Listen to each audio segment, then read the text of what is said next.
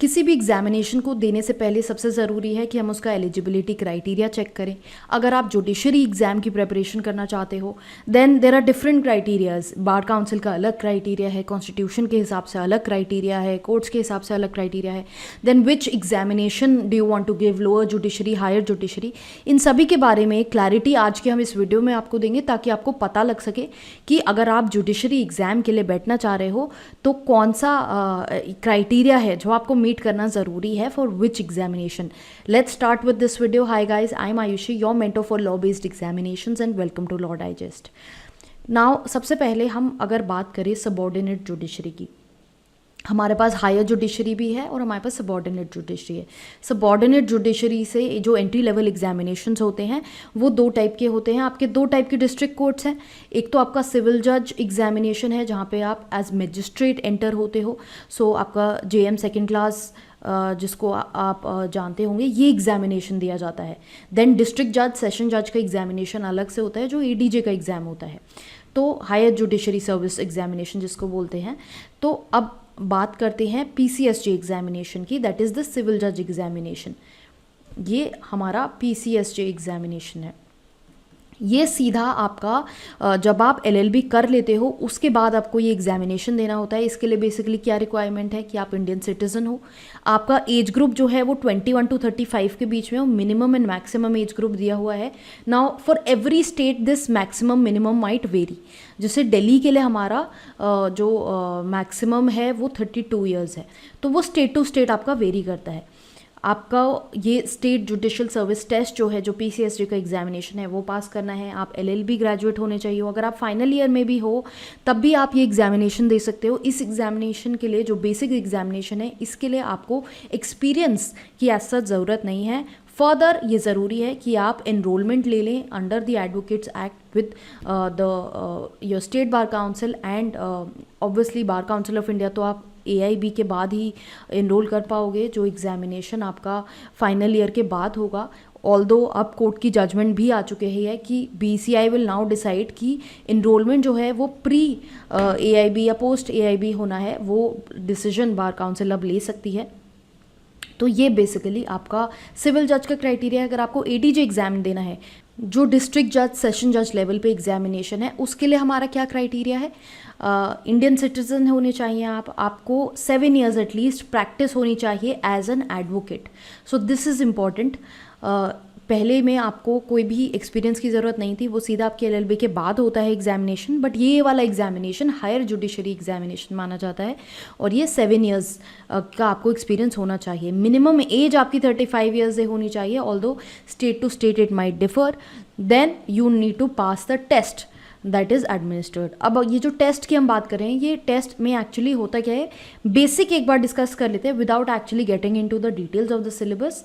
PCSJ examination जो है उसके लिए आपका एग्जामिनेशन 3 फेजेस में डिवाइडेड है। प्रीलिम्स, मेंस, इंटरव्यू, जिस तरह से आपके यूपीएससी एग्जामिनेशंस होते हैं सिविल सर्विसेज के। प्रीलिम्स में आपके एमसीक्यू बेस्ड क्वेश्चंस आएंगे। Now these questions will be from different areas of law. आपके डिफरेंट सब्जेक्ट्स हैं जैसे IPC, constitution, contract, tort, CPC, CrPC are very important for these examinations. और भी बहुत सारे लॉज हैं जिनकी लिस्ट है, उनसे आपके एमसीक्यूज पूछे जाते हैं। मेंस का भी आपका पेपर इन्हीं एरिया से आता है। मेंस में आपका बेसिकली लैंग्वेज पेपर होता है जहाँ पे आपका प्रेसी राइटिंग और कन्वर्जन ऐसे ये सब होता है, जहाँ पे आपकी लैंग्वेज टेस्ट करी जाती है। अब ये लैंग्वेज आपकी स्टेट टू स्टेट वेरी करती है। जैसे आप देखेंगे कि दिल्ली में आपका है English to Hindi, Hindi to English. But in other states जहाँ पे स्पेसिफिक है, जैसे पंजाब है, तो आपका वो इंग्लिश टू पंजाबी, क्योंकि लोकल कोर्ट्स में ये बहुत ज़रूरी है कि आपको लोकल कोर्ट्स की लैंग्वेज पता हो। तो ये language holds a very important part in your judicial service examination papers. Apart from this आपका जीके, जो लीगल करंट नॉलेज है, ये सब टेस्ट होती है। देन इसके अलावा 3 और पेपर होते हैं, civil 1, civil 2 and criminal law paper. तो बेस्ड ऑन दीज ये आपके सब्जेक्ट्स जो हैं, आर्बिट्रेशन है, कंसीलिएशन है, ट्रांसफ़र ऑफ प्रॉपर्टी है, स्पेसिफिक रिलीफ एक्ट है। तो ये सारे डिफरेंट एक्ट्स जो हैं वो इन कैटेगरीज़ में डिवाइड किए गए हैं। इनके जो सिलेबस डिटेल्स हैं वो हम अलग से डिस्कस कर लेंगे डिटेल में, सिलेबस की क्या सब्जेक्ट्स यहाँ पर पूछे जाते हैं।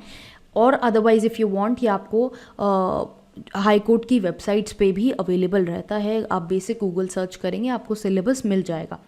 इंटरव्यू में आपका बेसिक पर्सनालिटी टेस्ट होता है जहाँ पे आपसे ये एप्टीट्यूड बेस्ड क्वेश्चंस भी पूछे जाते हैं इन एरियाज से, और आपकी personality as a whole check होती है, आपके सीवी पे डिस्कशन होता है। देन आपका जो पे बैंड है वो आप यहाँ पर देख सकते हो। नाउ अपार्ट फ्रॉम दिस, ये आपका बेसिक पे बैंड है। इसके अलावा भी बहुत सारे पर्क्स एंड अलाउंसेस हैं। मैं पहले भी एक वीडियो में डिस्कस कर चुकी हूँ आपसे कि एक जुडिशल सर्विस ऑफिसर जो है उसकी क्या सैलरी, पर्क्स, अलाउंसेस हैं, वो सब हम डिस्कस कर चुके हैं। तो आप वो वीडियो देख सकते हो जुडिशरी क्लिप प्लेलिस्ट में जाके। देन हायर जुडिशरी एग्जामिनेशन, जो सिविल जो डिस्ट्रिक्ट जज के लिए एडीजे एग्जामिनेशन है, वो भी सेम पैटर्न पे होता है, प्रीलिम्स, मेंस, इंटरव्यूज़। उसमें फ़र्क ये होता है कि ये जो 3 पेपर्स होते हैं वो सब्जेक्ट्स जो आपके लोअर कोर्ट में हैं उससे ज़्यादा होते हैं। बहुत छोटे छोटे एक्ट्स जैसे रेंट कंट्रोल वगैरह जो एक्ट्स हैं, ये बहुत सारे एक्ट्स यहाँ पर इंक्लूडेड होते हैं, तो ऑलमोस्ट डबल आपके सब्जेक्ट्स हो जाते हैं। But then there are small acts that are there. वही सेम पैटर्न है। पे बैंड ऑब्वियसली, क्योंकि एडीजे एग्जामिनेशन है तो पे बैंड आपका यहाँ पर ज़्यादा है। अब अगर हम बात करें हाई कोर्ट का जज और सुप्रीम कोर्ट के जज के लिए क्या एलिजिबिलिटी मीट करनी होती है, तो आपको ये कॉन्स्टिट्यूशन में इसका आंसर डेफिनेटली मिल जाएगा, जहाँ पर दिया हुआ है कि हाई कोर्ट जज के लिए आपको इंडियन सिटीजन होना चाहिए, जुडिशियल कैपेसिटी होनी चाहिए 10 ईयर्स, 2 या 2 से ज़्यादा कोर्ट्स में आपकी 10 ईयर्स की प्रैक्टिस होनी चाहिए साइमल्टेनियसली, जुडिशियल प्रैक्टिस भी होनी चाहिए साइमल्टेनियसली, और you can be functioning as a जज for at least 10 years in any of the subordinate courts. Then 62 years आपकी एज है for retirement for this particular post. And supreme court जज के लिए ऑब्वियसली यहाँ पर भी ज़रूरी है कि आपने लॉ किया होना चाहिए from a recognised university.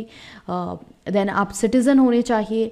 Then you must have served as a जज of high court for at least 5 years और 2 or more high courts in a row, और you must have worked as an advocate for a period of 10 years in 2 or more courts. या फिर आप president की नज़र में एक रिस्पेक्टेड जूरिस्ट भी हो सकते हैं, because as you will see constitution हमारा कहता है कि सुप्रीम कोर्ट का जज अपॉइंट होने के लिए आपको एक डिस्टिंग्विश जूरिस्ट भी हो सकते हैं। प्रेसिडेंट उन लोगों को अपॉइंट करता है। देन सुप्रीम कोर्ट के जज के लिए आपकी रिटायरमेंट एज जो होती है वो होती है 65। तो ये बेसिक क्राइटेरिया आपका यहाँ पर अवेलेबल है। ऑब्वियसली जो लोअर जुडिशरी पे क्राइटेरिया हो रहा है वो यहाँ पर भी अप्लाई होगा, और अगर आप एडवोकेट हैं तो ऑब्वियस है कि आपके पास इनरोलमेंट है, आप LLB कर चुके हो, and then you are practicing. तो ये बेसिक एलिजिबिलिटी क्राइटेरिया है। ये बहुत बेसिक डिटेल्स हैं जिसमें भी लोगों को कन्फ्यूजन हो जाता है because of the scattered amount of information that is available. So I hope कि इस वीडियो के थ्रू आपको समझ में आया होगा, क्लैरिटी आई होगी कि क्या एलिजिबिलिटी क्राइटेरिया आपका बनता है and whether you are eligible to sit for this examination और not.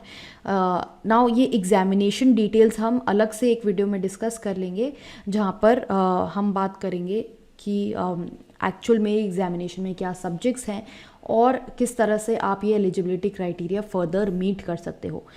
I hope everything was clear. ऐसी और वीडियोज़ के लिए मेक श्योर कि आप हमें चैनल पे फॉलो कर रहे हैं। कोई आपको डाउट क्वेरी है उसको कमेंट बॉक्स में डालिए, and also keep following us here as well as on Instagram. Subscribe कीजिए चैनल को ताकि और legal knowledge related information, career related, legal career, current affairs related information आपको टाइमली मिलती रहे।